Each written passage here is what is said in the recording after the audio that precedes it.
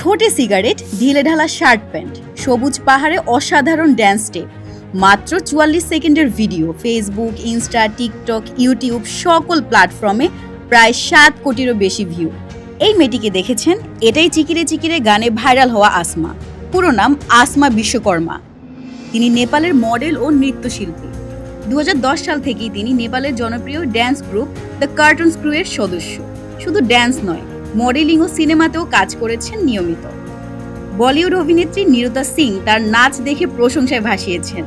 পেড্ডি সিনেমার অভিনেত্রী জাহ্নবী কাপুর তার স্টোরিতেও শেয়ার করেছেন আসমার এই ভিডিও। আসমার নিজের কথায়, এটাই আমার ক্যারিয়ারে সবচেয়ে বেশি ভিউ পাওয়া ভিডিও। পেড্ডি সিনেমার পরিচালক বুচি বাবুসানা। চিকিরি চিকিরি গানে কণ্ঠ দিয়েছেন মোহিত চৌহান। সুরকার অস্কার জয়ী AR রহমান।